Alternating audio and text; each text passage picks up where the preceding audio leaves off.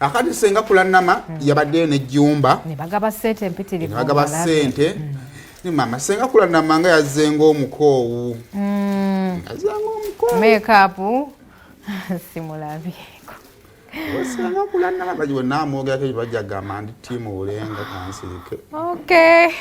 naye nga nze namulabye senga kulanama abamusobola aba BBS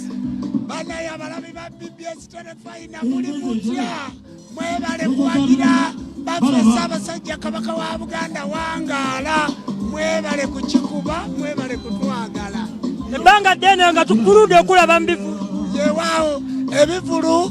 nga bwomanyi Ssaabakabona si mwangu wa kugenda mu bivulu naye olwaleero kino kivulu bakiyita tudde ku nnono kikwata ku nze ddala mama w'abaana agamba atya senga kulanama ali bulungi talina mutawaana gyali era bulamu bulungi mukama tubuuzeeko mama BBS telefine eyagala kubabuuzaako olukwata omusaala gwe ng'akimaze y'abaana Asani Nduga mutabani waffe yembeera eriwo Asani Nduga mutabani wa senga kulanama ne Ssaabakabona nti tumulengera tali mu vibe ate tugambye ekivulu ky'abasawo andyaze leero okulaba mwana we naye nga tabigendamu kati ebidongo ebyo bimuleekaanira ate tabimanyidde gwe wali omulabyeko mu kivulu kyonna atogera kikola otya nga ate gw'onyumirwa ye tanyumirwa anyumirwa naye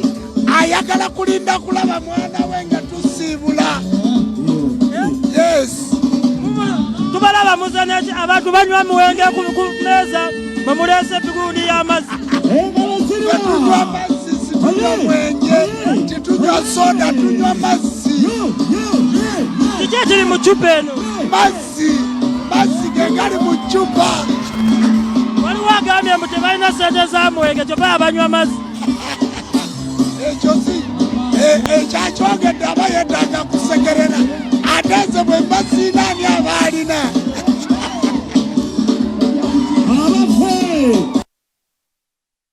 naye buli musajja yeetaagayo omusajja nga Ssaabakabona Jumba ng'akwogerera kituufu naye maama Kuula asinga Kuula alabika tuyagala kuwogganirwa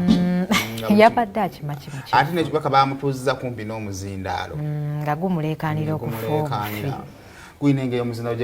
gye gwamukuza ne gumukuba omutima yenna omuzindaalo ne gumukuza siibula abantu abalungi abatulaba bakwano Hadija Kigoza za Brad mwebale nnyo okubeera nti ndo munsupport nze mwebale nnyo okumbeererawo mwena abanfollowinga gye munfollowingira ku YouTube channel yange ku social handles zange nti nsiima bakwano era neyanza nnyo neyanzege njagala okutumirako nnyo omwami nga bulijjo Albert Gafayo owa Speed Express Tours and Travels ng'asangibwawo Dubai mpoza ate n'omwami omuyeka Tiger owa Roast Coffee Academy nti mwebale nnyo okubeera nti mumbeerera ddala ku mugongo nenfaananako nga bwenfaanana ate ne brand yange neyeeyongera okula neyanza nnyo bakwano mwebale nnyo Simon siibula abantu tuve wano enkooye be bamanyi basigalawo basigalewo